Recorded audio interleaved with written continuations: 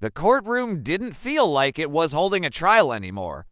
It felt like it was holding its breath. The last day had arrived.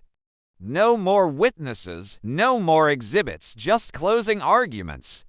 And the man himself, Shawn Diddy Combmes, sat perfectly, still at the defense table, staring straight ahead, eyes unfocused as if he were already hearing something the rest of the room hadn't caught up to yet. He wasn't wearing a flashy suit, no designer sunglasses, no polished watch glinting under the fluorescent lights, just a simple black blazer, an open collar, and a face that had clearly not slept. The room was cold, unnaturally silent. No press were allowed inside, but the outside world was pressing in like thunder on the other side of a glass wall. The judge entered with gravity in his steps. He wasn't just presiding over a trial anymore.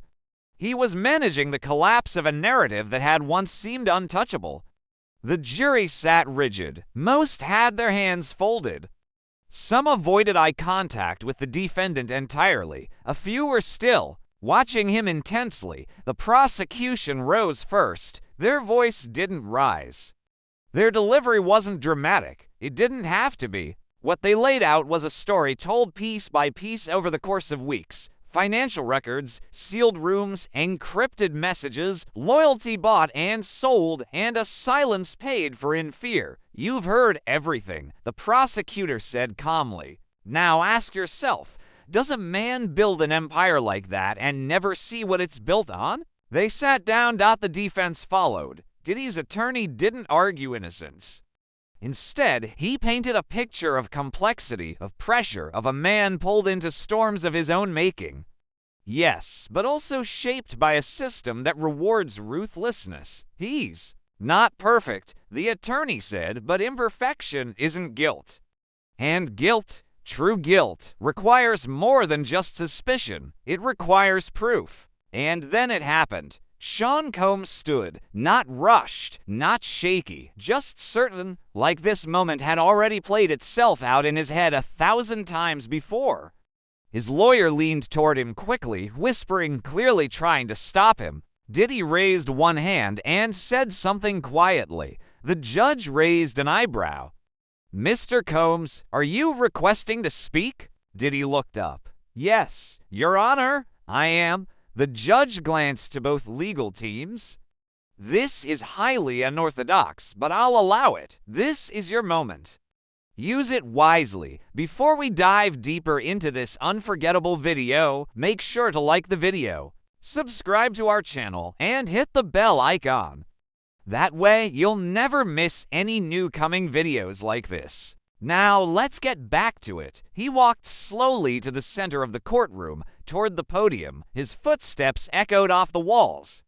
He placed his hands on the wood, leaned forward slightly, and looked at the judge, then the jury, then the gallery behind them. For a moment, he just breathed. No one knew what he was going to say, but everyone knew that whatever it was, it would be the kind of thing that doesn't stay in a courtroom. It would be something people talked about for years, something they would quote, replay, analyze, and wonder whether it was truth or strategy. And yet, in that moment, there was no performance in him, no rehearsed charisma, no charm, just a man about to speak his truth, or at least the version of it that he couldn't run from anymore. He stood there for a long moment without saying a word. Not out of hesitation, but control. Shawn Combmes was no stranger to rooms watching him. But this wasn't a stage, and these weren't fans. These were jurors, a judge, a gallery full of quiet eyes that had seen pieces of him that were never meant to be seen. And yet, he didn't flinch. "I want to speak not as a mogul, not as an icon, not as someone you've seen in interviews or headlines," he said, voice low, steady. "I want to speak as the man who's lived in silence longer than most people." Realize, the courtroom stayed perfectly still. No coughs, no shifting in seats, just focus. Diddy's voice wasn't the kind they'd heard on albums. It was deeper, worn, stripped. "I've built my name on control. That's not just branding, it's the truth. Control of my narrative, my image, my business, even the people around me. I told myself it was necessary, that it was survival, that when you grow up with nothing, you have to make sure no one ever takes what you build. And somewhere along the line, I stopped asking myself whether I was right. I only asked if I was untouchable. He looked down for a second, not in shame, but like he was walking back through the rooms in his mind. I've heard what's been said in this courtroom. Some of it true, some of it exaggerated, and some of it darker than even I expected would surface. But what matters to me now isn't what's proven. It's what I know. I know that power without accountability rots the soul. I know I let fear speak louder than conscience. I know I allowed people to be heard under the shelter of my silence. One juror leaned forward, elbows on knees, eyes locked on him. I'm not asking this court for forgiveness, he continued. I know how that sounds, like I'm trying to rewrite the script of my life at the 11th hour. I'm not. I've had years, decades, of being protected by lawyers, teams, handlers, PR spin, damage control. They built me walls. I paid them too. And now I'm standing here realizing I was the one hiding behind them. He took a breath, long, shaky. There was a time when I convinced myself that what I did was necessary. Business, survival. Sometimes I thought, if I don't do it, someone else will. But I see now, what starts as ambition becomes something else when you stop looking people in the eyes. I stopped seeing faces. I saw threats or opportunities. Never people. The judge watched closely. His pen sat still over the paper in front of him. Diddy's tone didn't rise, but it hit harder with every sentence. There are people who will never speak in this room. People who were silenced, not by money, not even by threats, but by history. People whose truth I buried under success. Distractions, payouts, and the shame of that sits with me. He gripped the edges of the podium, his knuckles white. So no, I'm not here to beg, and I'm not here to play the victim. I'm here to say this plainly. I failed as a man, as a leader, as someone who once promised himself he'd be different. In that moment, the courtroom wasn't just listening, it was witnessing. Not an admission of every count, not a legal confession, but a fracture, a letting go of something heavy and carefully hidden. And there was no taking it back. I didn't come from a world that teaches you how to deal with guilt, he continued, eyes locked on the jury. Now, where I came from, you learn to survive. You learn to move, to climb. You don't stop. You don't look back. And if something hurts, you bury it deep. That's the rule. He stepped slightly away from the podium, not in dramatics, but like his thoughts were pulling him forward. Survival turned into success, and success turned into armor. I walked through rooms where no one said no to me, where people nodded. Before I finished a sentence, that kind of power, it doesn't just corrupt, it blinds you. You start thinking you're making smart decisions when really you're just silencing consequences. He turned toward the judge. Now I built a business. A brand, a movement. I gave people jobs, created opportunities. But none of that excuses the people I failed behind closed doors. The assistants I overworked, the artists I underpaid, the people I promised protection and then abandoned when they became inconvenient. The gallery shifted. Some of them had been those people or knew someone who had. You know what hurts the most? He said, voice tightening, not the fall, not the headlines, not even this courtroom. What hurts the most is realizing that some of the people I cared about stopped looking at me like I was human. And maybe I deserve that because I stopped treating them like they were. He looked back to the jury. I used to think everything could be fixed, that money could erase anything.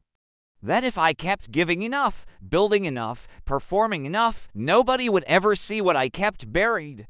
But this trial, this room, it made me look, and I hate what I saw. His hands relaxed on the edge of the podium now, his voice softer. But every word hit like a confession wrapped in stone. I'm not the man I pretended to be. I'm not a monster either. But somewhere in between those extremes is the version of me that I'm trying to own right now. The one who didn't stop things he should have. The one who let fear, ego, and legacy make decisions that should have come from the heart. He glanced at the ceiling, then slowly backed down. I used to think that silence was strength. That's showing. Weakness would get you killed, or at least canceled. But silence cost me more than I realized. It didn't just hurt others. It hollowed me out, bit by bit. The courtroom had stopped feeling like a room. It felt like a mirror, and everyone inside was staring into it. I'm not here to ask you to ignore the facts, he said. You've seen them. You've heard the testimonies. I'm not here to erase that. I'm here because I finally understand something I should have learned a long time ago. That truth doesn't always scream. Sometimes it just waits for a man to get tired of lying to himself. He stepped back, took a breath, and for a moment, just a flicker, you could see the boy he used to be. Not the mogul, not the boss, just a man standing in front of a silence that finally spoke back. He turned slightly toward the gallery. Now, toward the people in the back rows, some of them familiar, others complete strangers. The tension in their faces was undeniable. This wasn't the Diddy they had known on magazine covers, stage lights, or acceptance speeches. This wasn't the man who'd filled arenas. This was someone else entirely. I see people in this room who knew me before the fame, he said quietly. Back when I was hustling mixtapes out of the trunk. Back when a studio session was the only shot I had at a better life. You remember that hunger, that fear, that fire? I still carry it. But somewhere along the way, I started feeding the wrong fire. His words hung heavy, each one falling harder than the last. There were moments, private ones, small ones, that should have been the warning signs. I snapped at people who were loyal to me. I cut off voices that told me things I didn't want to hear. I prioritized my name over my responsibility, and even when I knew something wasn't right, I said nothing. He looked at the judge again. I know this court can only see what's on paper. I understand that. The facts, the evidence, the testimonies. You've got to work within the law. But I need to say this, for the record, for myself. Even if it doesn't change anything legally, he took another step, his voice firmer now. Not louder, but more grounded. I hurt people. Not always with my hands, not always with direct orders, but with power, with silence, with permission I never should have given. And I take full responsibility for the environment I allowed to exist around me. One of the jury members leaned forward again, elbows on the bench, watching him with something that resembled disbelief, or maybe awe. People ask why I didn't speak sooner, why I let it go on, and the answer's ugly. Because I could. Because I thought I had time to clean it up, to fix it behind the scenes, to make a few calls and bury the noise. But that noise, it became a scream. And now I hear it every time I close my eyes. He paused, almost as if checking to see if the room was still with him. It was. And let me tell you something that nobody prepares you for. When you spend your whole life building walls to keep the world out, those walls don't just protect you, they trap you.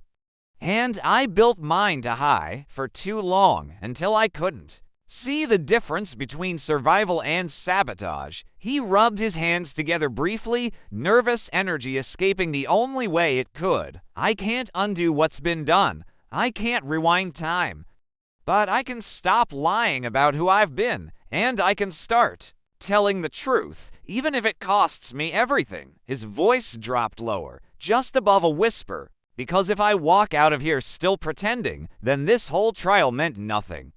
The evidence, the victims, the pain, it's all wasted if I leave here with the same mask I walked in wearing. A quiet gasp came from the far corner. Someone couldn't hold it back anymore. He didn't turn to look. I'm not here for redemption. I'm here for reckoning, for truth, not just for you to judge me, but for me to finally judge myself. He stepped back from the podium, breathing heavily now, and as he stood there, chest rising and falling, the room didn't see a billionaire, or a brand, or a headline. They saw a man. And for the first time, maybe ever, he looked ready to face the weight of everything he'd spent his life running from. He stood there for a moment longer, eyes closed, not like he was searching for words, but like he was finally allowing the silence to settle over him, letting it speak louder than the sound of his own voice. When he opened his eyes again, he looked directly at the jury, and for the first time, he smiled. Not the grin of a performer, not the calculated smile of a man in control, but something smaller, human, worn. You've probably asked yourselves, who is this man really?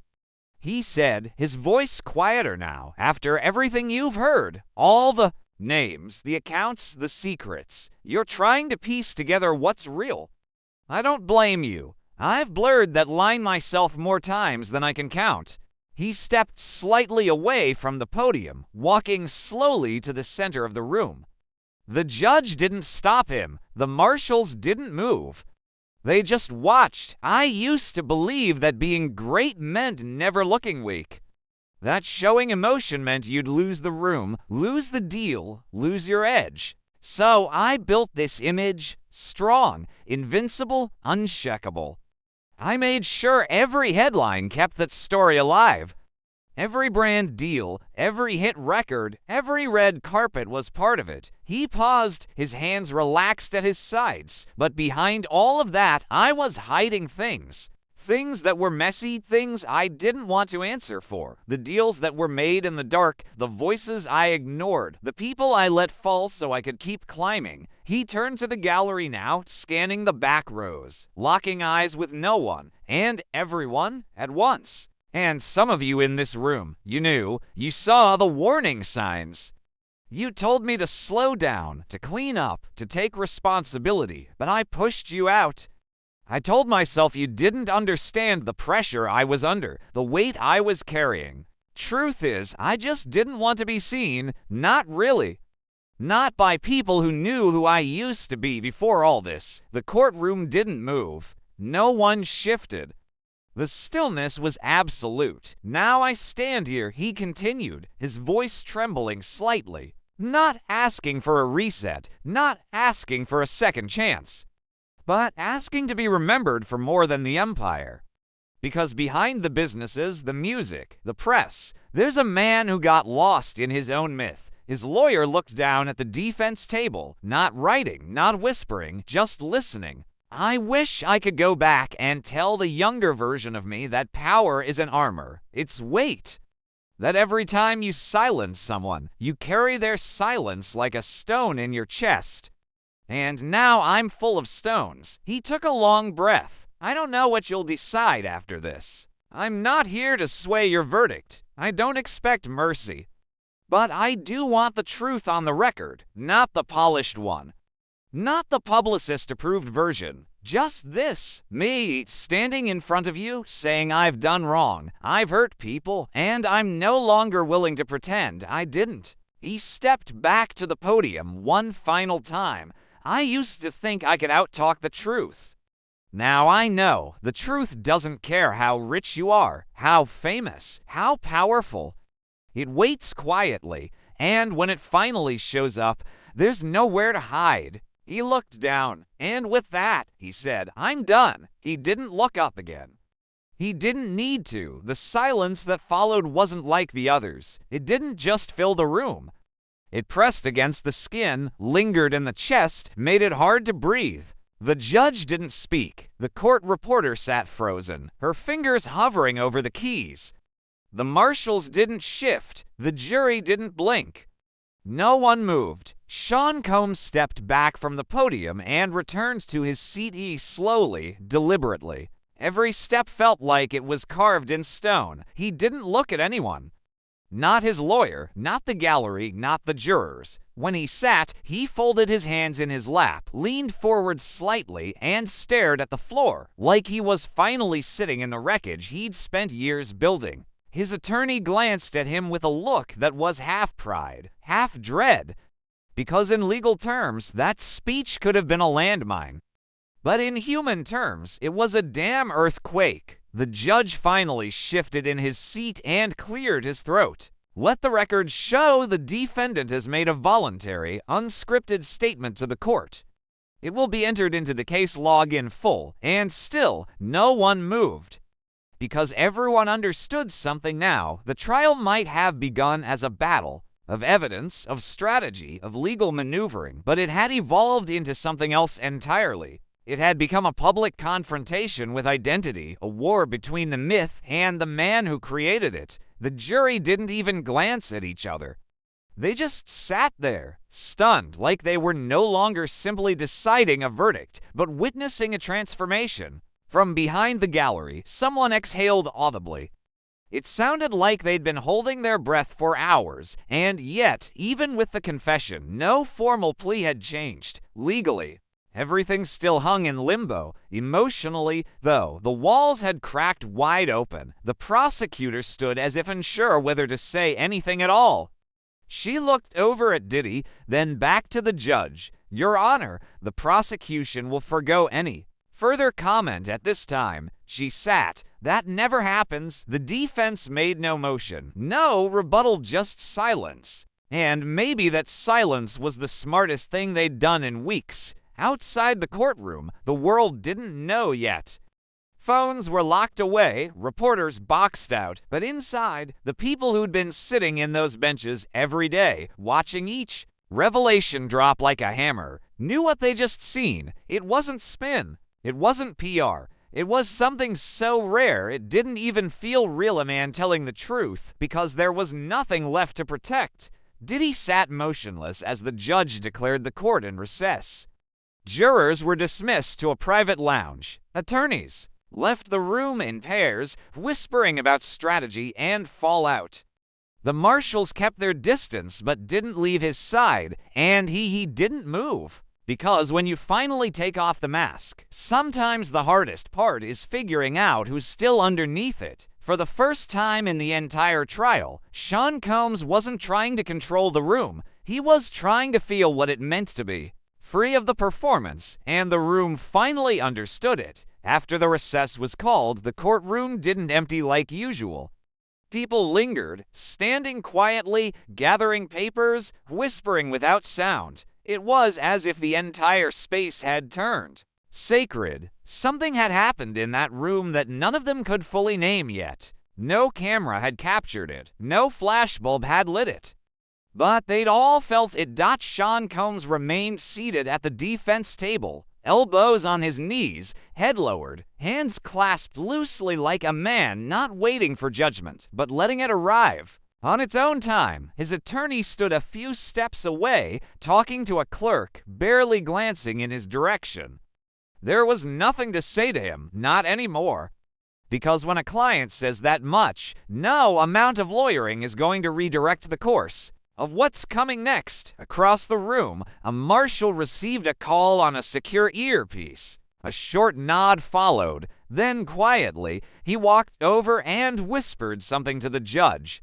The judge's expression didn't change, but a new stillness entered his posture. "Mr. Combmes," he said, voice calm but with a sudden edge, "I've just been informed that federal prosecutors have filed an emergency motion based on elements mentioned in your statement today. We will hold this court in suspension pending review. You are to remain in custody during this process." No shock rippled through the room, just stillness. Diddy didn't react.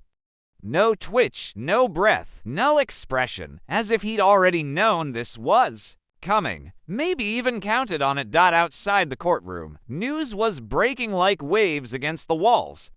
Social media was catching whispers. Journalists were posting vague lines. Courtroom chaos after Combs' surprise confession. Federal motion filed. New charges incoming. But inside, none of that mattered. There were no phones, no headlines, just truth unfolding like smoke and still air. The jury was escorted out through a private exit.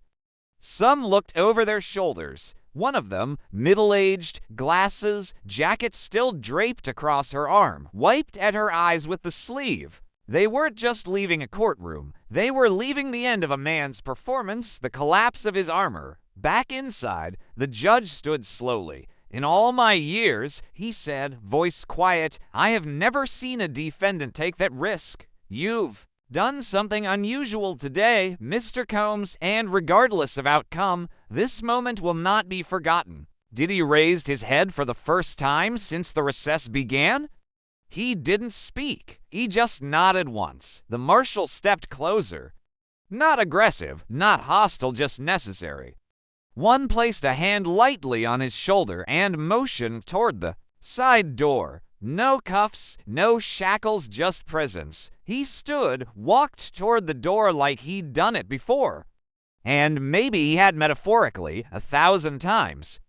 But this time, it was different. This time, there was no script left to follow. No stage lights, no applause. Only the sound of the heavy courtroom door closing behind him, and the echo of words the world wasn't supposed to hear but now could never forget. In the hallway outside the courtroom, the silence didn't follow him. It shattered. As soon as the door closed behind Shawn Combs, the air snapped alive. Reporters surged forward from every direction. Marshals locked down the perimeter. Attorneys pushed past one another with eyes wide and jaws tight. Phones that had been surrendered 4 days were now in hand again, lighting up with breaking headlines and social media tremors. The storm had officially begun, but Shawn didn't look left or right. He walked like a man who had just left something behind forever, something heavy. Something alive. The cameras waiting outside weren't allowed inside the courtroom, but they didn't need footage. The word was already out. His statement had reached the press within minutes, recreated through courtroom sources, legal clerks, even sketch summaries from witnesses who couldn't forget the words if they tried. "I'm not the man I pretended to be. I built walls and lived behind them. I stopped seeing people. Silence hollowed me out." Those quotes were everywhere. Television tickers, live streams, podcast headlines. This wasn't just a celebrity moment. It was a cultural fault line. Something had cracked open. And it wasn't just Diddy's image. It was the entire idea of who he had been for the last 30 years. By the time the elevator opened to take him down to federal holding, the U.S. Marshals escorting him weren't just watching for danger. They were guarding the weight of what he had done. This wasn't a man being dragged to prison. This was a man being carried by his own truth. Inside the elevator, no one spoke. Diddy leaned against the wall, eyes closed. Not asleep, not defeated, just still. Maybe for the first time in his life. Meanwhile, back in the courtroom, the judge was in chambers with both legal teams. No press. No recorders, but what leaked out just 2 hours later changed everything. The prosecution had submitted a sealed file, one they'd been holding back, unsure if it would be admissible. The contents were confirmed only because Diddy himself, in his final statement, acknowledged the events described inside. What had been considered circumstantial was now personal testimony self-admission. The file included names, locations, a security audio clip allegedly recorded within the infamous Grey Room. It wasn't the entire puzzle, but it was enough too. Flip the case on its head. One insider described the reaction in chambers in 2 words: complete shock. The federal court, within 4 hours, filed for suspension of the current trial and a transfer of jurisdiction for expanded prosecution. This wasn't just about one trial anymore. It was turning into something larger: cross-agency, cross-border, criminal, and civil. The walls weren't just closing in. They were already falling, and the man at the center of it, he had removed the last barrier himself. By the time the official statement from the Department of Justice was posted that evening, confirming a transition to federal custody for broader investigation, the headlines had stopped being about music, fame, or legacy. They were about truth, about silence, and about the moment Shawn Combs stood in a courtroom, looked the justice system in the eye, and chose, for once, not to run. That was the moment the courtroom transformed from a stage into a reckoning. And that was the moment the world stopped calling him untouchable. By morning, the world was already reshaped. News anchors sat behind trembling voices, reading updates they never thought they'd speak. Talk shows abandoned scheduled interviews to dissect every line from Diddy's final courtroom statement. Online influencers, musicians, former collaborators, all of them were either silent or stunned. Some deleted old posts, others issued cryptic responses. A few went live, visibly shaken, saying they didn't know it was this deep. But inside federal custody, away from the noise, Diddy sat alone in a white room with no windows, a holding cell meant for high-profile defendants under protective status. The world outside had turned him into a symbol overnight of reckoning, of power crashing into truth. But in that room, none of that mattered. There were no phones, no handlers, no stylists, no music. Just concrete, fluorescent light and the sound of his own breath. For the first time in decades, he was off the grid. Not because he wanted to be, but because the story had outgrown him. In Washington, D.C., a joint task force was already forming.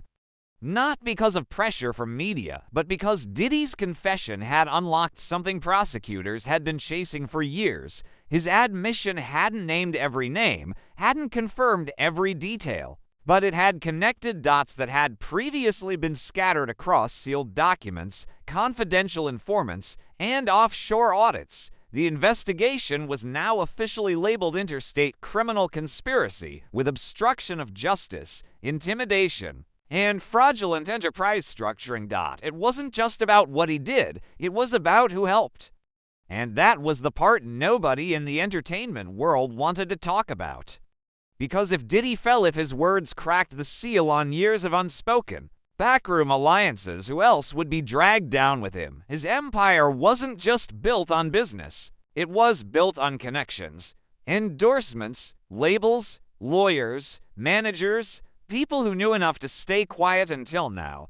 Inside the cell, when an agent brought him a document to sign standard intake form, Diddy looked up and said only one thing: "Is this the part where I finally stop pretending?" The agent didn't answer. He didn't have to. Back in New York, the courtroom remained locked. No hearings scheduled. No verdict read. The trial had been paused indefinitely. And yet, in the public's mind, it had already ended. Not with sentencing, but with surrender. People began replaying old clips. Diddy walking red carpets? Giving motivational speeches, celebrating wins with champagne and staged humility. Those moments now looked different, filtered through the lens of confession. Every polished quote from the past sounded like foreshadowing. Every smirk looked heavier. And the courtroom sketch from that final day, Diddy standing alone, one hand on the podium, eyes dark but open, was already being shared as an image that would outlive the trial itself. The empire hadn't just cracked. It had spoken, and the silence that followed was louder than anything he'd ever put on a record. The headlines faded, but the echo didn't. Weeks passed. The courtroom remained closed. Legal motions stacked up behind sealed doors. Federal investigators issued subpoenas, launched audits, traced names Diddy had never said aloud, but everyone now suspected were woven deep into his story. There was no verdict, but there didn't need to be. Because the moment he spoke and filtered, unscripted, unprotected, he gave the world something the system rarely offers: a moment of raw, uncontainable truth, not the kind found in closing arguments or grand jury statements, but the kind that lives in the space after a man says, "I failed." He didn't try to spin it. He didn't claim redemption.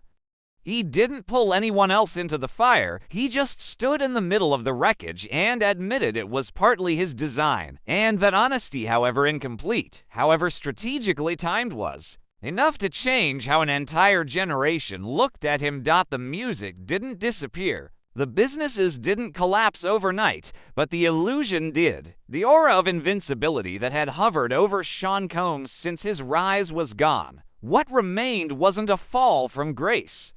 It was a dismantling of the myth, and it made space for Something else. Accountability. In a world where apologies are often hollow and statements come prepackaged by lawyers and PR teams, his words cut through like a blade. Not because they were perfect, but because they were real, and once something real hits the air, it can't be taken back. In the months that followed, Diddy remained under federal custody, awaiting decisions that would unfold far beyond that courtroom. In Manhattan, the spotlight shifted to others' names slowly circling the edges of his empire, but his story, the way it unraveled, the way it cracked open, the silence stayed with everyone who watched it happen. There were no more public appearances, no social media posts, no vague press releases or half-hearted apologies typed out by assistants. Just silence. And that silence became the message. For years, Shawn Combmes had moved the world with noise, beats, performances, declarations of dominance. But in the end, it was the quiet that defined him, the moment he stopped hiding. The moment he stood alone, not with power, but with truth. It didn't clear his name. It didn't erase the damage, but it did something rare. It made people listen, not to his music, not to his brand, but to the cost of building a kingdom on silence. The trial may be over. The courtrooms may go quiet, but the words he spoke, raw, unpolished, final, will live longer than the verdict ever.